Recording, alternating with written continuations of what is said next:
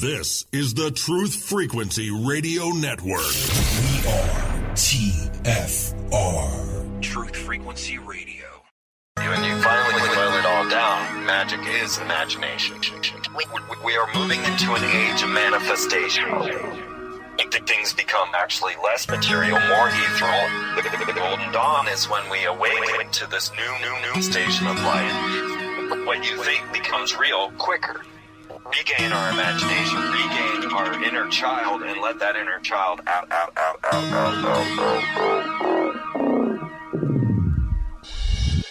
My name is Frank Castle, founding member of the music group Heistlick and New York City Neo Shaman. After a serious injury sidelined my career in 2013, I decided to set out on an adventure to search for myself with the help of the plant medicine ayahuasca. What I discovered waiting for me was something I could have never prepared for. It was time for me to become something more, someone more. It was time I became fearless. In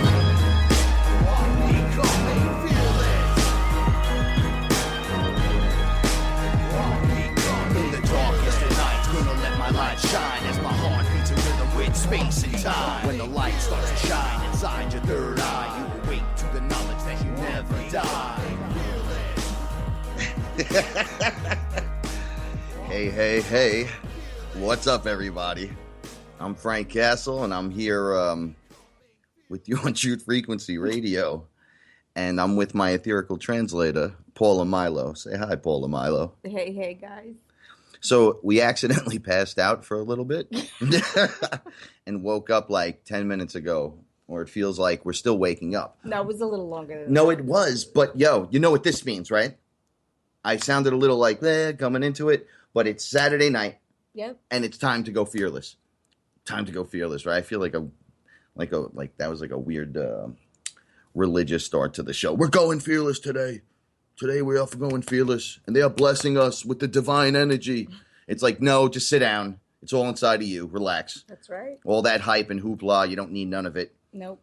I'm not a guru, so when you contact me, make sure you realize that I can't fix your everyday problems, but I can help with a few other things.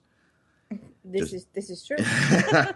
Before I go any further, I would like to thank Chris and Cherie Gio. Yes. I love them very much. Without them, I wouldn't be here talking to you guys. Don't forget to sign up at the website, truthfrequencyradio.com. Yeah, pick up a subscription. We want you to subscribe because we love you. And we'll give you the crazy end and the deep end of the pool. But, hook a brother up. Help me out. Help us all out. Because there's so many with so much information. So much good information. I would steer clear of the flat earth stuff, though. That stuff's kind of rough. It's round. But then we'll just move on. We'll go from there. Don't forget to check out Heistlick, HEISTCLICK. And here comes the disclaimer. This is the story of my journey and my journey alone. I don't suggest you try this at home alone. That is, unless you are ready. Then by all means proceed. But first, we suggest finding a reputable shaman who knows what he or she is doing. A big one on that. We suggest you find a reputable shaman who knows what he or she is doing. And travel safe in the love and the light. Remember, the universe rewards bravery. Shout outs to everybody in the chat room. Shout outs to my man Josh from the Earworms. Shout outs to Sergio. Love you. Can't wait to see you. Shout outs to Michael Britt. Hang in there, my man. This is going to be a big show. All right. We're to go back to the story at hand because the last few weeks have been getting crazy. Oh, yeah. Definitely. I have to split the show into these pieces and make them tie in. Mm-hmm. But just looking for that within what happened, it automatically fits. Oh, absolutely. So I took last year and where we were at and this year where we're at and combined it together to make this show a little bit. And we couldn't be prepared enough. That's all I have to say. It took a lot of, there were a lot of firsts. this year with this way of thinking, this way of looking at things, asking questions, opening up your mind.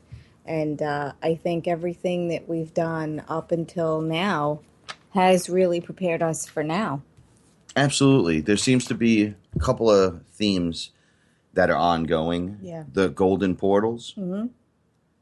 golden light, golden energy. The more I'm beginning to see, we have this ability as creators in us to do anything. Well, every one of us is like Neo in the Matrix. Literally. Yeah. More so than that, even.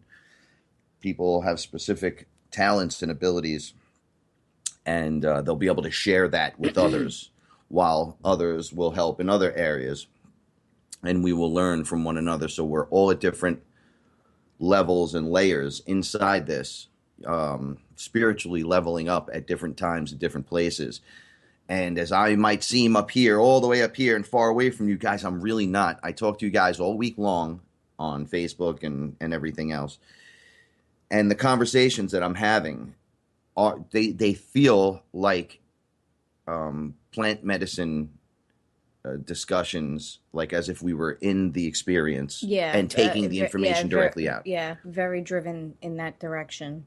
A lot of people out there have tried it the FearLess way, and the ones that have done it cautiously and responsibly have had nothing but success. What do you, when I say the word elemental, what does that mean to you? Well, it didn't mean anything until we started talking about it about a year ago. Right. That word didn't mean a thing. But I came to know it. The cats are acting up now. They must see something in the house. Is that where you're going to start? Well, that would be a great place for you to start, actually. See, because I didn't think much of it at all. Here's the thing. I didn't know what to think. When I hear the word elemental, I think of things like Captain Planet.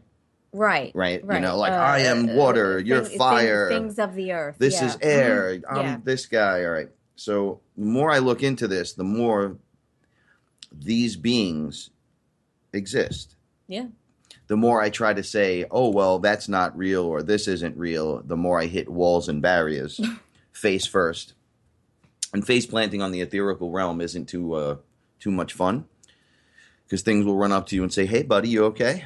All right. And you'll go, wow, you're real too. And that's the cosmic joke, is that it's all real.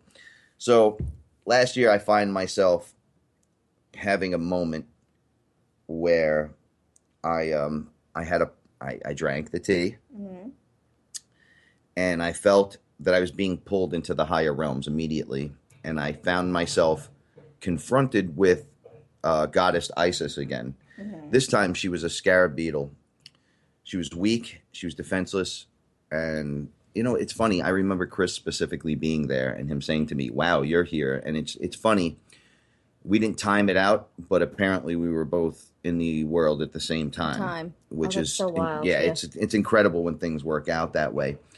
And all I could remember saying is, what is wrong with her? And then we get into the whole spell casting on how we brought out ISIS, and people are saying, I hate ISIS, kill ISIS, you know, the terrorist organization. But what you're doing as spellcasters, this is why they name them that. While you're throwing hatred around, you're really taking away from love itself. But my point of this whole thing is she was a scarab beetle. And you said she didn't have the life force she usually has when she comes to see you. Well, and I had to go see her. Yeah, so and you had to go see her. It's almost like the life was sucked out. It was being sucked out. Because people were saying, in the height of this war on terror, when people are throwing the word ISIS around and the words hate. The organization. ISIS, yeah. Guys, you got to remember, and I know all my listeners know this, that Isis is actually a goddess in the ninth density that illuminates everything from there with love. That's what she does. That's what that feminine energy does. She can't do anything more than love. Right. But she can love more than anything else. Right. So when she needs help, she calls us to help, because she can't physically do anything to protect herself. That doesn't mean she's calling us to arms. She called me to her. She said, I called to you and you came.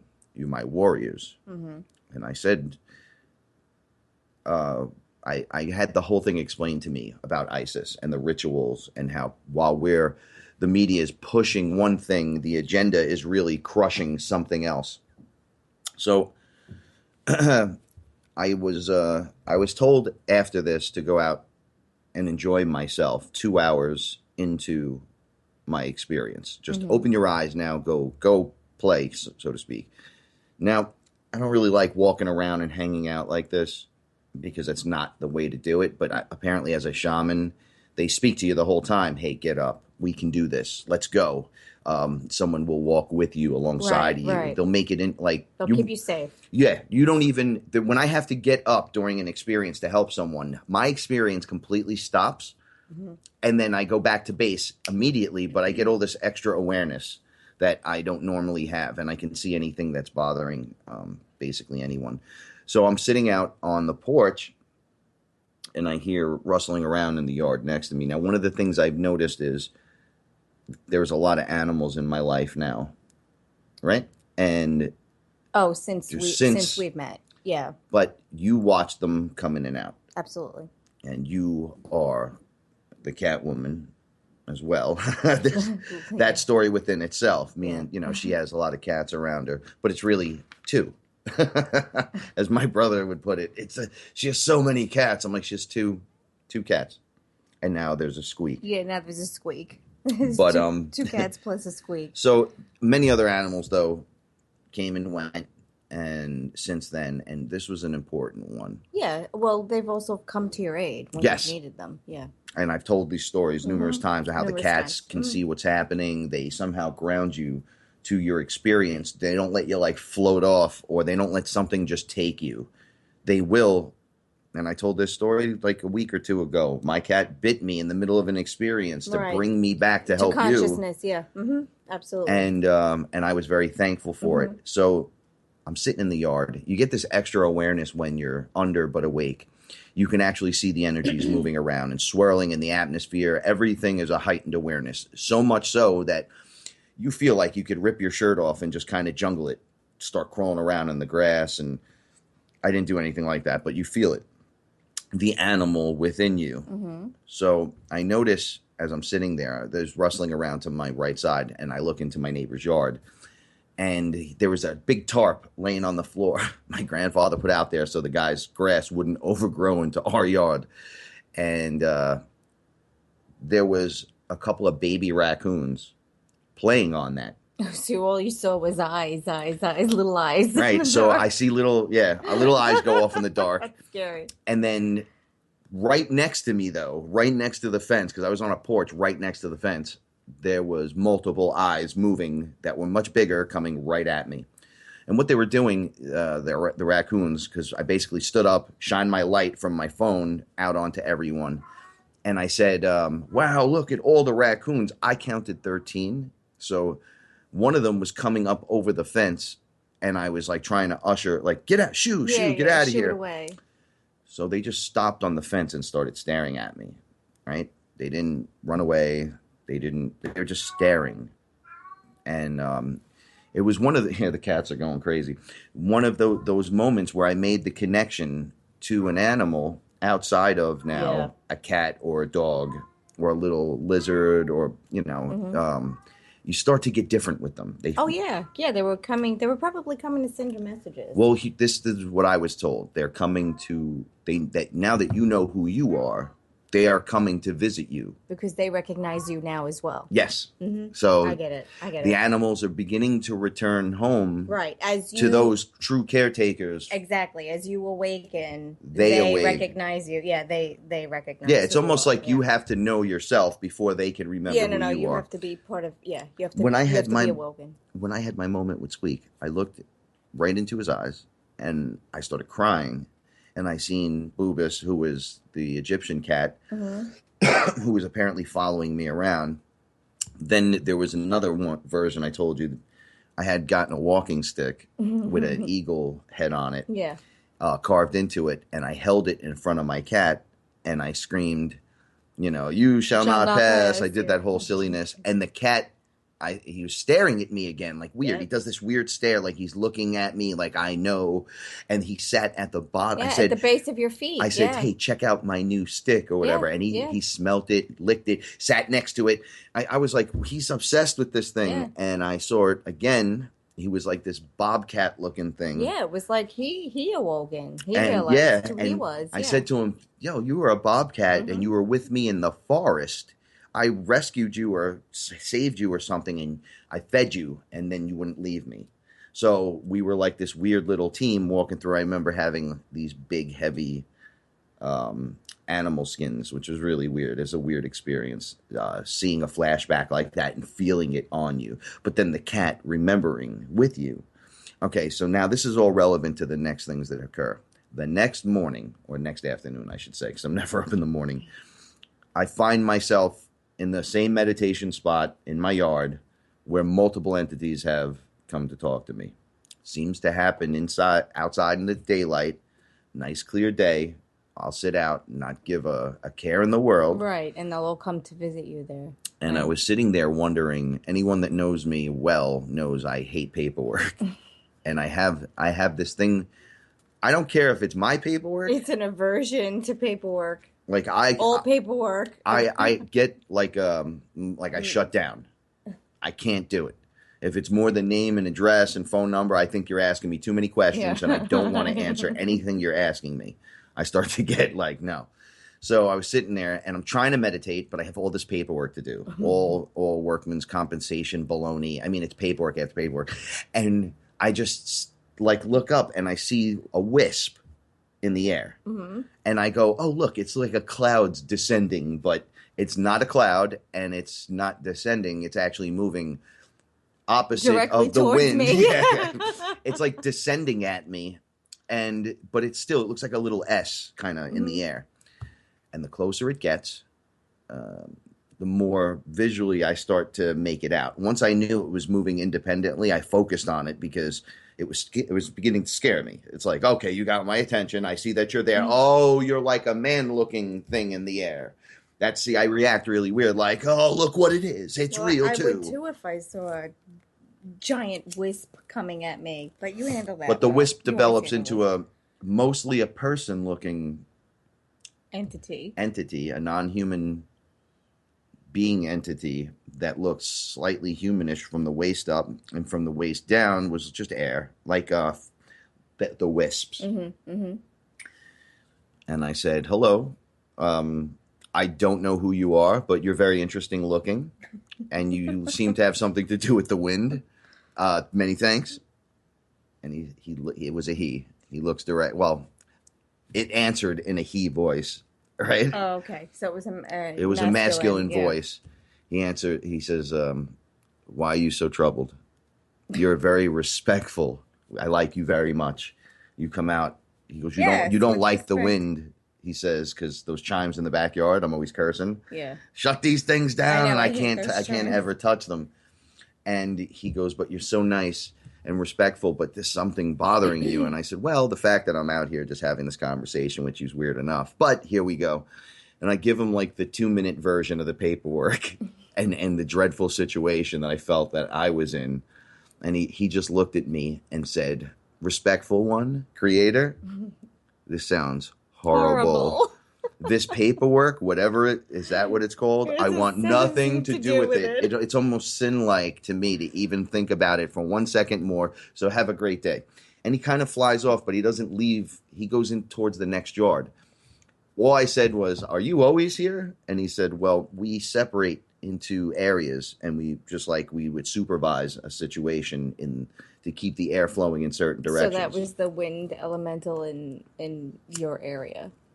Well, because yes, and I was told that I stopped the wind one night during I was under one night, and I said, it's so windy back here, and they said, stop the wind. Just ask the wind flower to stop. that spins in the backyard.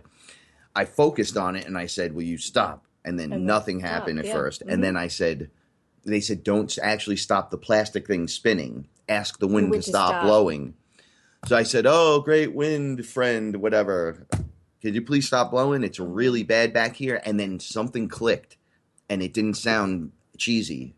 It sounded like a very polite request. And everything stopped. Yeah, we tried it here. Remember at my house, and it stopped. We asked for it to stop for 4 minutes, and it literally stopped. The wind stopped blowing for 4 minutes. And I was like, wow. Like, anyone else notice the complete, my lighter could just not having a problem lighting my stuff.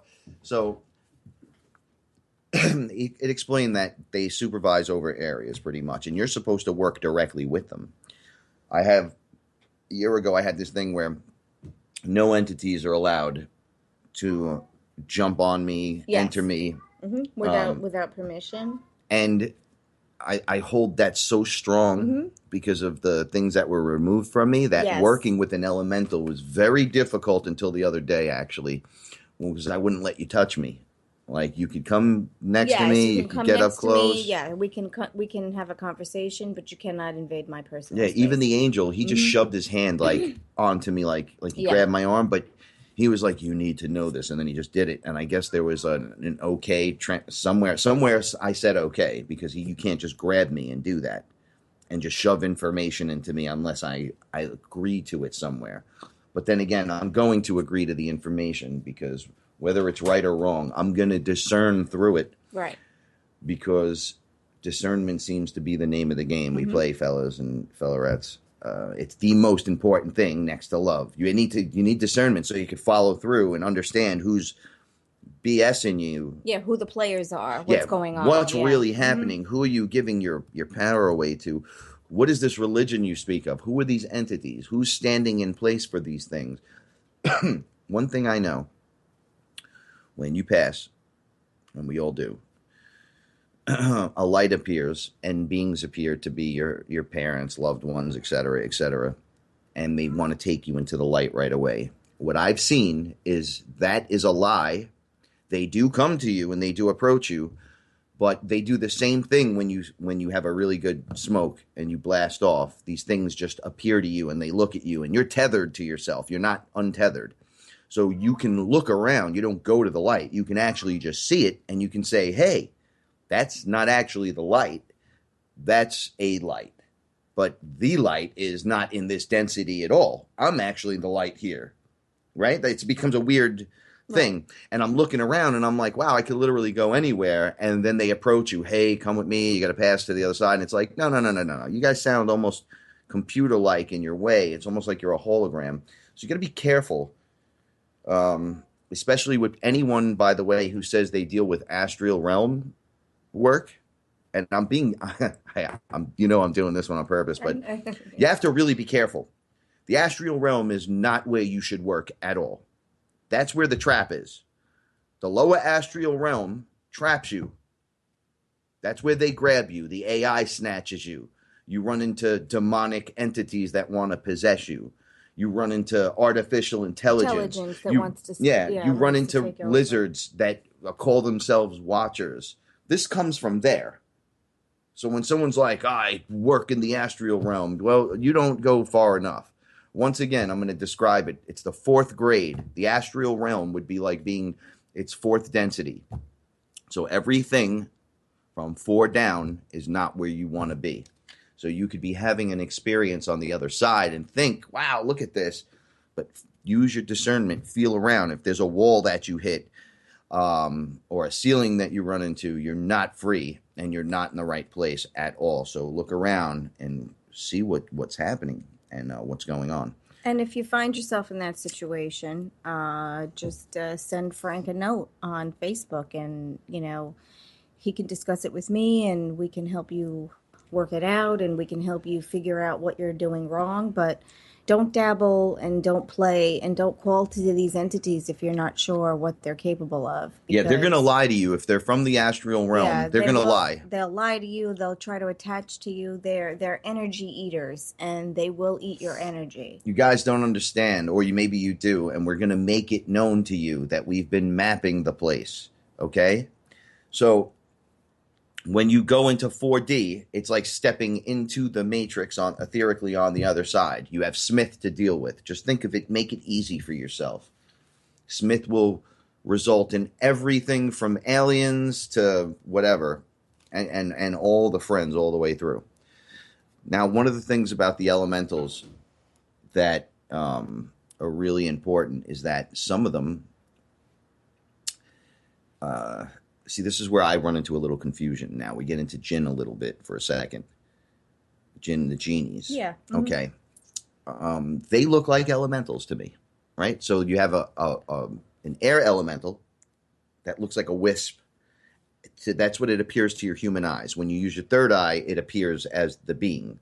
That's how you see these things. It doesn't just pop up like a comic book character, and Frank sees it because here it comes and it's going do. No, it's a wisp, and then I realize the wisp is there, and when I look, it connects, and then you can see it, and you go, okay, well, that's wow. how the water elemental appeared to you too, right? Right. So I meet during the afternoon meditation another elemental that every story of the jinn that I've ever heard described this being perfectly, except it was a fire elemental. This is where I run into things that I'm sure there's good and bad across the board. But one of the things about the jinn is they hate us. Most of the time they hate us, or they're like us. And whichever one you deal with, you get that personality, so to speak. They're neutral, or they're good, or they're not good. Well, this one was not good. I said, wow, you're not like your friend air elemental guy. And then it said, well, I hate you. And I said, why would you hate me? Why would you hate me? This is where the song Hate Me comes from me. This thing looked me in the face, and its head was on fire. And it said, no, I hate you, and I'm going to do everything I can to make sure you understand that. And when we come back in a few minutes, we're going to show you how being your protection from deception saved the day. Just to free my mind. I hope to find another day what I've lost before. I'm trying to find my second thing so I can think some more. Don't try to tell me how it is or what can't be done. Real people, real radio. Wherever you are, make it TFR. Truth Frequency Radio. Am I awake or is this a dream? A fantasy where I'd rather be. So come and talk with me. Come and walk with me. Is this a wake-up call from my reality? Have you seen my friends? Have you seen my girl? Wake me up from this. I'm trapped in this world. Thought you were alive. That right there is I'm Alive. My first solo single. Check it out. Frank Castle. I only have 2 tracks under Frank Castle because there is a double danger out there. Come Alive and Hate Me. So if you want to show support, show some love, support with the music. All right. This thing hated me, disliked all humans, it told me, and decided to wrap itself. I literally felt like I was dealing with an evil version of what would be the Human Torch, just all on fire, no legs, spinning around me like, I don't like you, no matter what you do. I was frightened because I've had alien encounters or ET encounters when I meditate where things touch me. They'll interfere. I'll interfere accidentally, and there's all kinds of nonsense. But when you come across stuff like this, it's not even just a touch. It's something that won't leave. Right. It's something that's telling you, I'm going to do this to you. And you're like, no, or, I don't. Why do you hate me so much? Why do you hate all of us so much? It had something to do with before Atlantis. Now, what I'm thinking is that we were all elemental.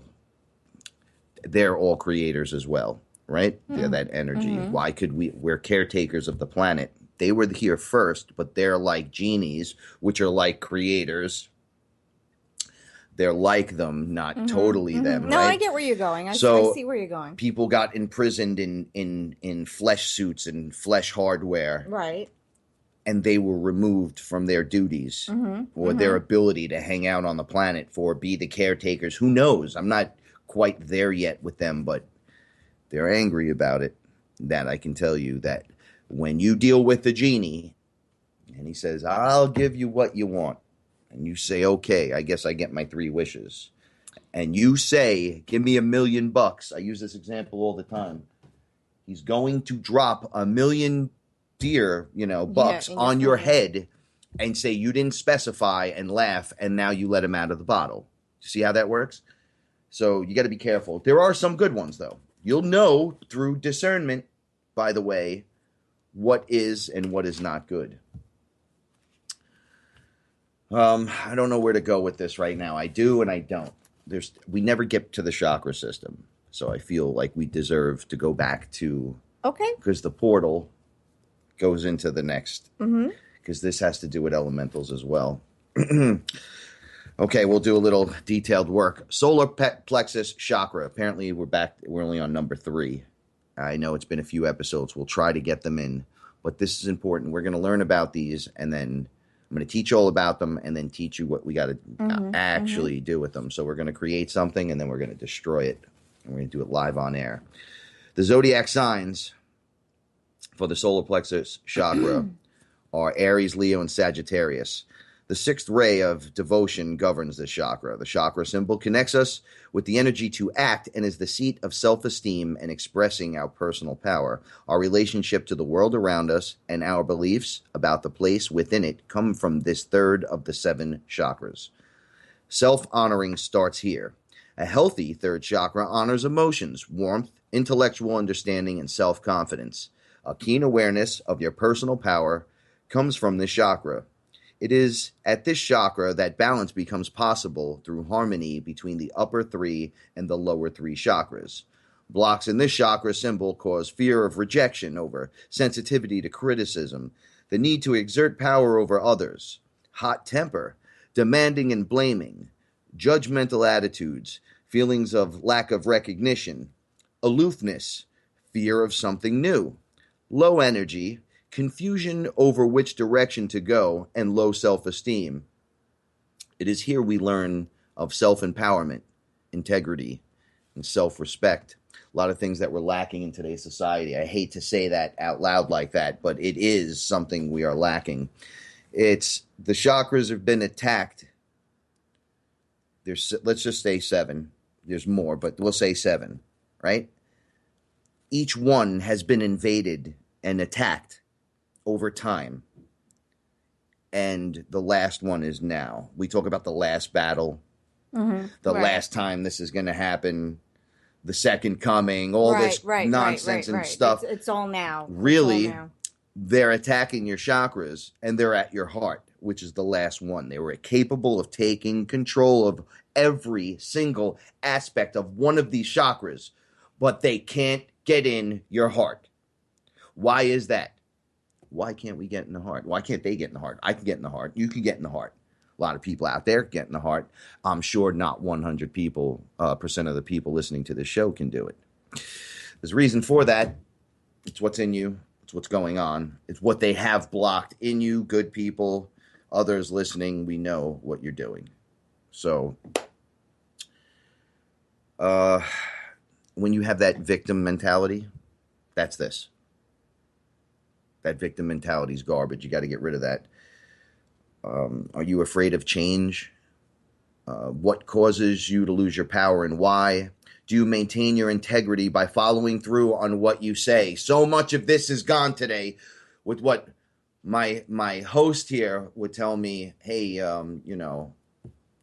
they could just text you in this day and age and not give you the respect to make a phone call. Right. They could just back out on you last second. Right. People are less and less responsible because of technology. Back in the day, when you and I were kids, there were no cell phones, and there was one house in the phone, and it was usually in the kitchen, and the cord was 2 feet long. And if you were going to talk, you had to turn your back to everyone and just say what you had to say. Say what you had to say. So if you said you were going to be somewhere at a certain time, you were there because there was no other way to contact anyone to tell them otherwise. And we've become a very irresponsible... So irresponsible. Yeah, irresponsible people. Take responsibility back. You'll turn into a superhero. I'm not lying about this. We were all, at one point or another, slackers. Okay. Do you respect yourself and other people? Are you one of those people that can't respect nothing? I don't get respect, and I can't give respect, and Right. This is where your problem lies, right here. Your solar plexus. This is the balance between intuition you're blocked and your there. intellect. We're going to keep covering these one at a time until we're done, and then we're going to take a whole show and do an overview of everything that we've talked about, and we're going to just have an open discussion on all 7, and then we're going to kill them live on air. Okay. Because just to throw it out there, you do realize that an etherical piece of metal with chakras that can be used as portals are still a system put in by a reptilian overlord that we would call the Anunnaki. It's still a system of control. I know it's weird, but we're not there yet. So you can use them as portals. Right now, use your heart as the portal. When you meditate into the heart. Think green. Think green. Think up. Protect yourself. Gold force field, to explain it easily. 3 inches from your body, right past the gold force field, violet flame. Right past the violet flame surrounding you, blue or green. It'll be your choice because you'll know when it's time. You won't even have to think about it.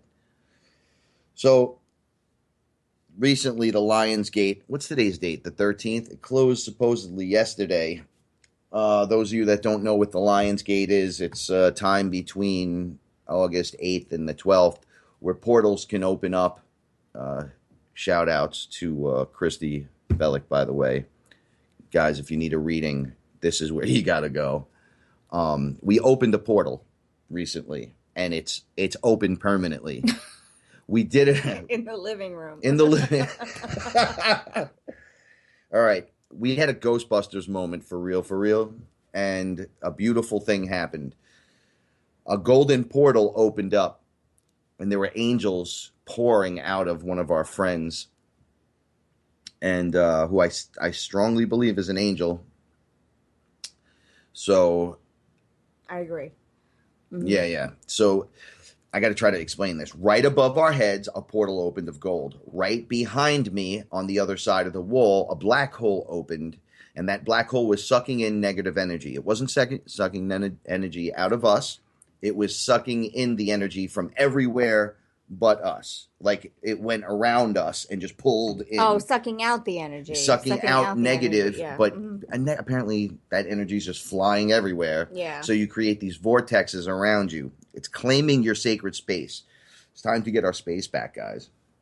You claim your space. These things like demons and monsters or whatever you think these things are, they can't affect you.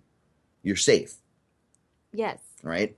An alien abduction, though, don't count. Don't ask me that one because they're physically there and could just walk through the wall at the same time. So we're not getting into that one. No, because people ask me, what about that one? Okay, so now we have 2 portals open, a black hole and a golden portal, and there's angels. So we learned to find out that you and I are the cause of the portal.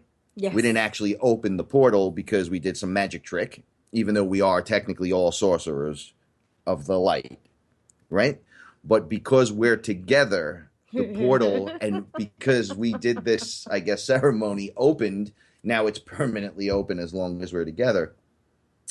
So while we were watching the golden portal, I was told earlier that I was actually a plant, and I didn't understand that, and that I was going to root into the earth, and that from that things would start happening. So I said, okay. And yes, they did. Okay, so during the golden portal opening in the living room, right over our heads, I was told to turn around. I saw the black hole. I said, okay, I understand that. And then I heard, look at yourself. Look at yourself.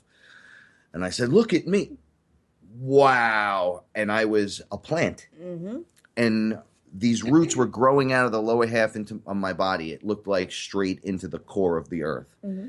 And I was like locked in, like you weren't moving me. You could have thrown everything you had at me. I would have laughed in your face.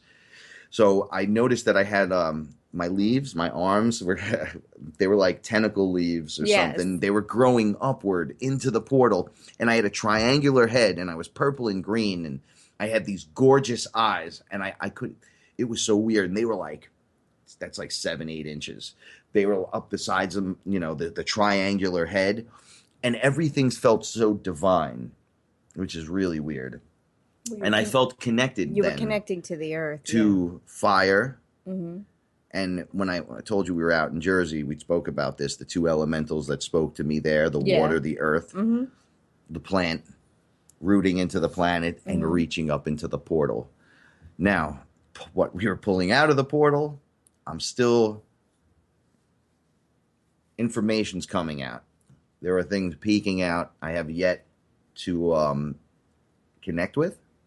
I guess I'm not ready to, because things were looking out of the portal back at me, which is a little frustrating. They might not have anything. They might just be here to observe. Like when you see something, when you connect, you're observing. Maybe it reminds me of a child poking through the window. Peeking through, and then just looking, because I see the eyes, and then they like peek back, and I feel nothing bad. Yeah. I was told to push my negative energy up into the portal and transmute the energy, like get rid of it. Yeah, get rid. And let it go right up. I don't even think it matters. I think it's just there to say hi. I don't even think it realizes we can see it. I think it's just curious and it's just taking a peek. I know. And during one of those peaks, I saw something similar to what you had an experience with, where they were showing me, it was like a flip book of my past lives. Mm-hmm. And my very first one was a fishman of some kind. I am not a pretty man. No, that's what I said. The good Lord did not bless me with good looks. No, and this was your own separate experience. Yes, but you were swimming around, because that's what I was. I was like a how should I say it?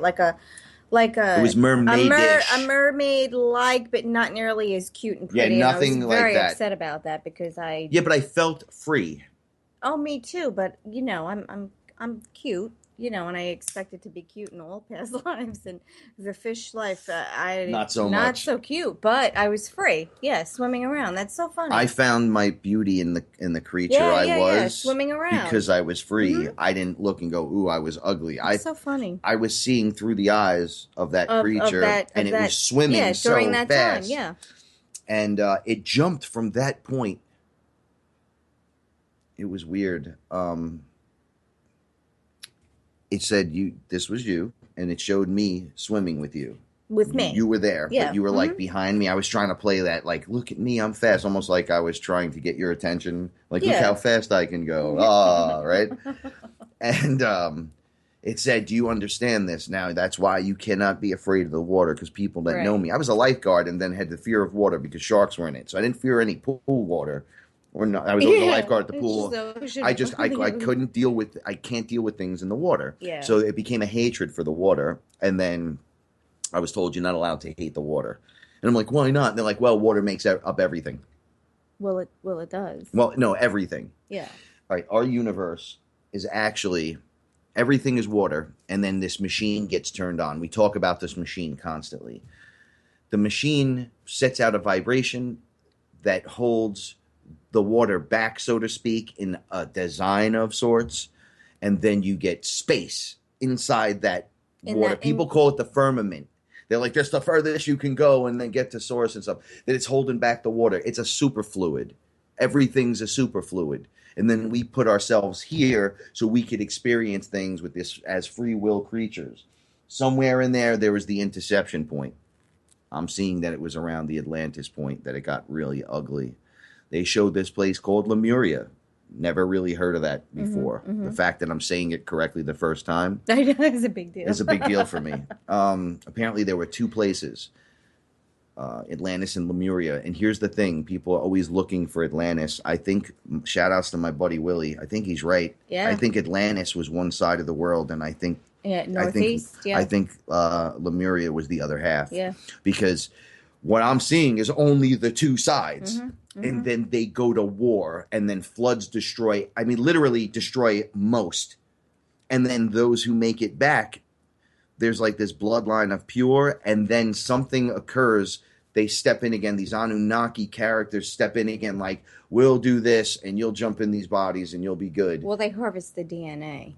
Yeah, and I think when we get a little smart, they like to throw a stone at us. Right. So you guys got to remember this. Keep this in mind, that the more enlightened you are, and if you get stuck in that 4D environment, you're going to run into these guys. They look, I tell you about them, they're like 15 feet tall. They look just like us. They're like scientists and all these. Yeah, they don't like us waking up. They don't want, and they won't be mean to you. They'll be like, oh, come here, let me take a look at you. And then they'll start talking to you about food while you're asking questions. And they'll tell you, well, you know, you shouldn't eat meat. And you're like, what does meat have to do with me being here discussing things with a 15-foot tall man? And then all of a sudden they put you in a room and you're like on a holodeck, and they let you train and while they're working on your body and fixing things that are allowing you to come free of the bondage. This is why McKenna says you have to take 3 hits. You got to break through the wall. Right, because we as humans were given amnesia.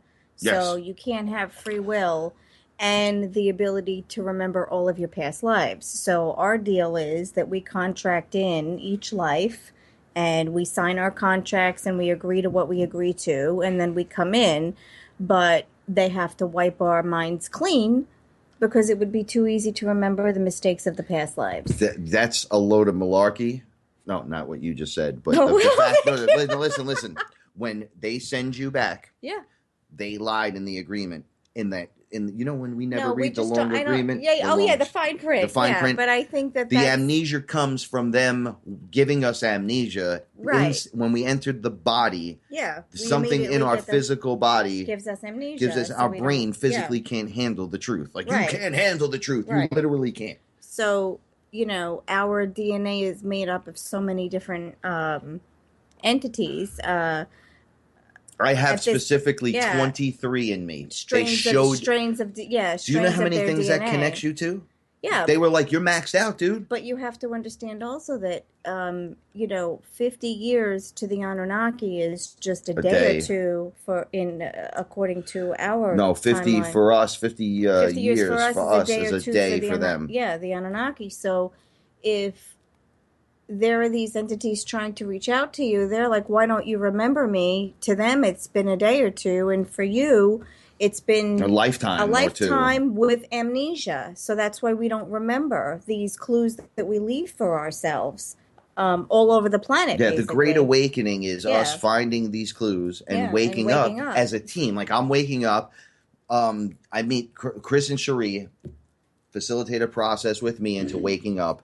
It leads to my hip-hop career and my regular job because of my injury. I get hurt all of a sudden horribly. Mm-hmm. That leads me down a path to Chris and Cherie, sending me back here like this, waited a full year because me and you were telling the story. This is the story we're telling. Right. And then came back around, started the show because we were like, wow, what is going on? Like, it took a year to put it together, just enough to talk to you guys and just let it loose for Chris to be like, come on, man, it's time. We unlocked you. It's time. And I'm like, I can't do it yet. Yeah. Man, I can't. I don't think I'm going to be able to do this. I don't know if I even want to do this. I don't even know. All of a sudden, I wake up one day and I'm like, I got it. Call Chris.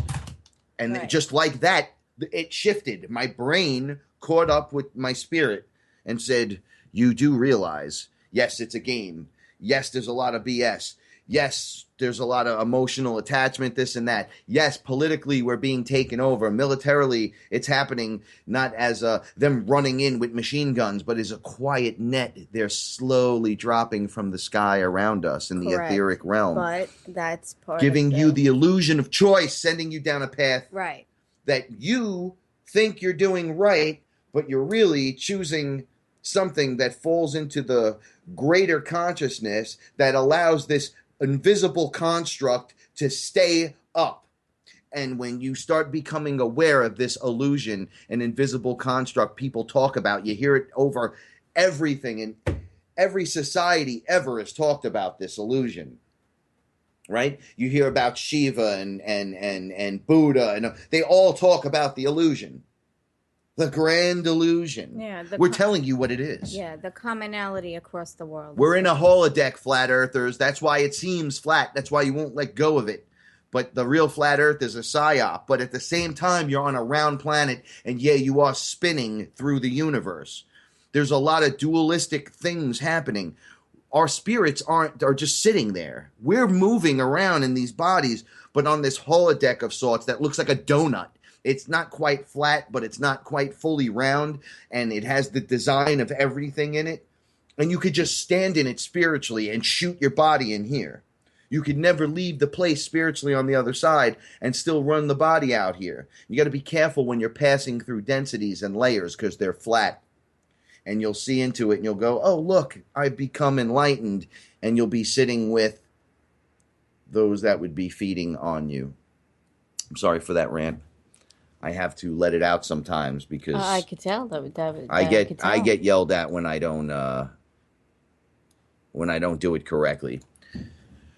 All right, so in these last 3 minutes, I want to let you guys know I was told because of all these things happening with the golden portal, etc., that I had to clean my feet with salt. It would pull access things out of me. Christy's the best, right? And Paula came out with the buckets. Yes, and the Himalayan salt. From the Himalayan salt. We soaked. And I told her during this process, I felt like I was shedding. And they keep showing me as me. You immediately connected as soon as you put your feet and on I keep touching my forehead, and then my skin literally falls off my body, and then I'm a being of light. Mm-hmm. You could actually touch me, but I could actually do all the other things a spirit could do, so to speak. So I had my actual first vision. I was not under anything. I wasn't doing anything at all. As a matter of fact, I was just floating with my feet in a bucket, one of the purge buckets, as a matter of fact, that I use all the time. And I look directly at Paula and stop talking to her and say, I'm having a vision. And this is what I'm seeing. I'm seeing a bat. It looked like a batarang was thrown at me, but it was really there. And I'm not reading this. I'm just trying to conceptualize to you guys real quick. And the bat was like flipping end over end like a batarang. And then it stopped midair and turned into a bat. And I went, oh, look, a little bat. And then it grew gigantic. And I said, no, that's a bat, and it's in the room with me. So I immediately, when things like this occur, I Google everything. I Google search everything to the end. This is after telling her that I feel like I'm shedding. This all begins to happen.